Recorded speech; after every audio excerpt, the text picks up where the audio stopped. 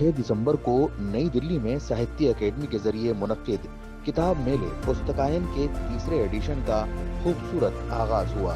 देखिए, हम लोग तो किताब पढ़ के बड़े हुए हैं एंड यहाँ पे किताब अगर पढ़ना कम होता तो इतना पब्लिश भी नहीं होता। किताब पब्लिश हो रहा है, लोग पढ़ रहे हैं, जिनको मन है वो पढ़ेगा। बिकॉज किताब पढ़ने का एक आनंद अलग तरीका सा है। और थोड़ा सा साइंस एंड टेक्नोलॉजी में जो ई बुक पढ़ रहे हैं, वो ई बुक में वो खुशी नहीं है जो किताब आप पकड़ो, उसको स्मेल करो, उसको पास में रखो, पढ़ो, बार बार पढ़ो, उसका जो आनंद है वो नहीं मिलता है।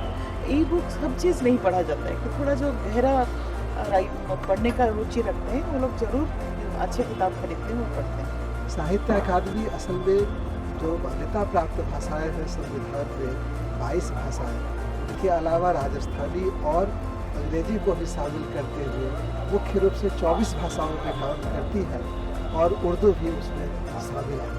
आपने देखा होगा कि हमारा जो यहाँ साहित्य अकादमी का स्टॉल है वहाँ पर तो उर्दू की पुस्तकें हैं ही, उसके अलावा भी 1-2 प्रकाशक उर्दू के इस पुस्तक मेले में शामिल हैं। और जो मैं कार्यक्रमों की फहरिस्त बता रहा था तो उसमें उर्दू पर विशेष रूप से केंद्रित करते हुए एक मुशायरे का आयोजन हुआ। सबसे बड़ी बात यह है कि लोग यहाँ इसलिए भी आते हैं क्योंकि हमारे साहित्यिक कार्यक्रम लगातार चलते रहते हैं। तो साहित्य लेखकों से मिलने का जो मौका पाठकों को मिलता है वो अपने आप में अजूबा होता है। बहुत सारे पुस्तक मेलों में संभावना नहीं बनती है कि लेखक से मिलना हो रहा है या नहीं हो रहा है। तो यहाँ सबसे बड़ा प्लस पॉइंट है कि लेखक से मिलना हो पाता है, उनसे बातचीत हो पाती है। देखिए, पुस्तकायन मेला 6 दिसंबर से 15 दिसंबर तक चलेगा। तो एक तरीके से 2 संडे और 2 सैटरडे हैं इसमें, और ये महत्वपूर्ण है। हम चाहते हैं कि छुट्टियाँ मिलती हैं, ज़्यादा से ज़्यादा लोग आ सकें। एक और प्रोग्राम में शाम 5 बजे मल्टीलिंगुअल बुक रीडिंग सेशन की सदारत पारमिता सतपति ने की और मुकुल कुमार ने अंग्रेजी, आशुतोष गर्ग ने हिंदी और खुर्शीद आलम ने उर्दू में अपनी अपनी कहानियों को पढ़ा। So now he says, ठीक है, अब और सवाल नहीं करूंगा, जो कहना चाहो कहो, मैं सिर्फ सुनूंगा। मिहिर की नजर दोबारा दीवार पर लगी तस्वीर पर चली गई। उस माहौल में उस तस्वीर को अनदेखा करना बहुत मुश्किल था। ज्योति ने मिहिर को तस्वीर की ओर देखते हुए देखा और उसकी आंखें फिर से भर आईं। एक जीवित इंसान फ्रेम में सिमट गया। कहते हैं प्राण शरीर से निकल के शून्य में विलीन हो जाता है। ज्योति के हाथ हवा में घूम गए। यदि ऐसा है तो वे बेशक यही हमारे साथ और हमारे बीच है। ये मेरा एक उपन्यास है, अश्वत्थामा, महाभारत का शाब्दिक योद्धा।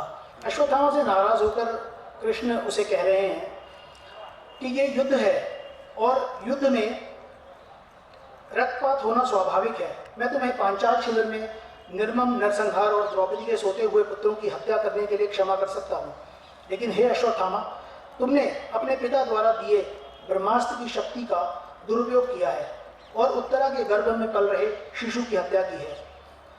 पृथ्वी पर अपने शक्ति के दुरुपयोग और भ्रूण हत्या करने जैसे इससे अधिक जघन्य अपराध और कोई नहीं है। इसका दंड तुम्हें अवश्य मिलेगा। कहानी का उन्वान है ईमान का मामला। शादी से कब्ल गफूर भाई पूरे 5 वक्त की नमाज अदा करते थे। इस कस्बे में तकर्री हुई तब भी नमाज से पाबंद थे। ये सारी गड़बड़ी शुरू हुई शादी के बाद। शादी को 15 साल हो गए और इस दरमियान उन्हें खुदा की नेमत के तौर पर 3 और औलादें हुईं।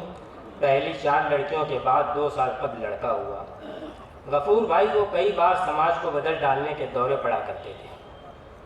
इसी सिलसिले में लड़का होते ही उन्होंने प्रोग्राम बनाया कि फैमिली प्लानिंग कर ली जाए। हम लगभग हर मंगल को मिला करते थे। मंगल की शाम तुम घर पर जरूर होंगे। मैंने सोचा तुम्हारे घर के 1 किलोमीटर पहले जो पुल पड़ता है वहाँ सड़क पर काम चल रहा था। रास्ता काटकर पक्की सड़क बन रही थी, इसलिए रिक्शा वहीं छोड़ना पड़ा। तुम्हारे घर तक पैदल पहुंचने में लगभग अंधेरा हो चुका था। बारिश की बूंद गिरने लगी थी। तुम्हारी पूरी गली में अंधेरा था, एक भी स्ट्रीट लाइट नहीं जल रही थी।